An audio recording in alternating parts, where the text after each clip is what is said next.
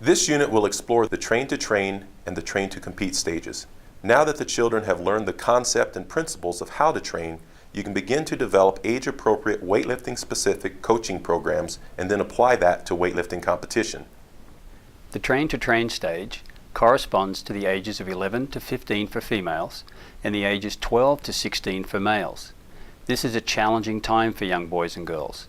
They will most likely experience large and noticeable growth spurts. Some children will do this sooner or later than others. Physically, the rapid change in body dimensions requires significant coaching adjustments. Arms and legs and torso will often grow and change at different rates in males and females, which we all refer to as that gangly stage. Sports skills and abilities that were easily performed in earlier stages, or even at the beginning of this stage, are often difficult to do now. So you need to develop patience and give your athletes time to grow into their new bodies. As boys and girls move through this stage, they pass through hormonal changes related to puberty. Girls most likely will begin to menstruate.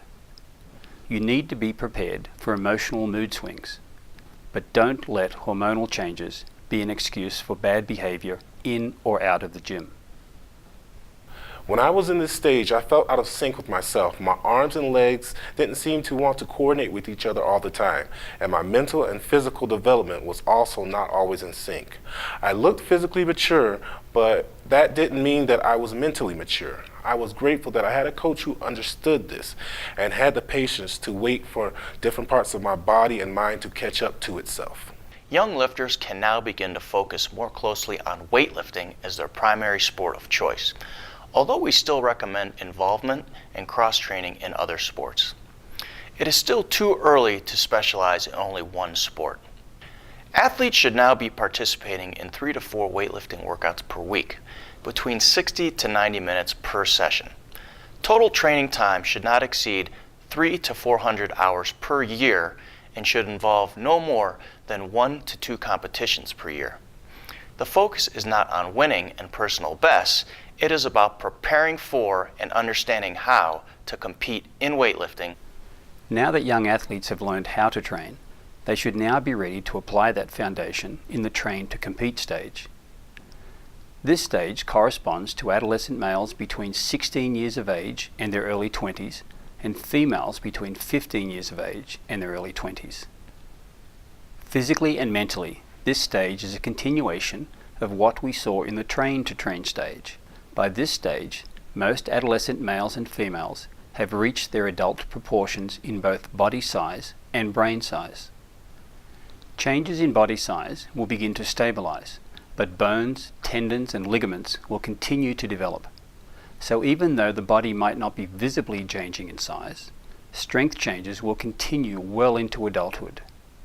Young athletes have typically matured mentally and are ready for more strategic goal setting, more complex competition, strategy planning, and being involved in decision making about their own training and life sport balance. At this stage in my development, I was very focused on weightlifting as my primary sport, but it was also a time in my life when I was making important life decisions about education and career and my future beyond the sport of weightlifting. I was also very interested in socializing and interacting with my peers inside and outside of the gym. Fortunately, my coach structured activities for us to do in the gym and understood that we had a life outside of the training hall. I think this helped me focus on weightlifting and balance my sport and life goals. Athletes can start to think about specializing in weightlifting. Although we believe it is still healthy mentally and physically to engage in at least one other sport, although weightlifting can certainly become the primary sport of focus at this stage. Weightlifting training can involve up to 4 weightlifting sessions per week, lasting between 1 to 2 hours in duration. This equates to no more than 400 to 500 total training hours per year. Athletes are learning how to compete in this stage, and they are ready for you to link training activities directly to competition goals. So, your coaching strategies should begin to make the link between the two. Athletes should be learning that what they do in training results in specific competition outcomes. They are learning that specific choices about nutrition and personal behavior and other factors will directly impact their competition outcomes. As the name of the stage suggests, they are training for competition. As such, in order to develop appropriate competition-related behaviors, it is important for you as a coach to work with your athletes to set goals and objectives that reinforce competition behavior and outcomes involving more than just the final result or the weight lifted. The training to competition ratio should now be moving towards a stronger focus on competition. We recommend a ratio of close to 40 to 60. For example, 40% of total time focused on training specific skills and conditioning, and 60% on competition and competition-related training. You are coaching your athletes to train for competition at this stage, not coaching them just to win.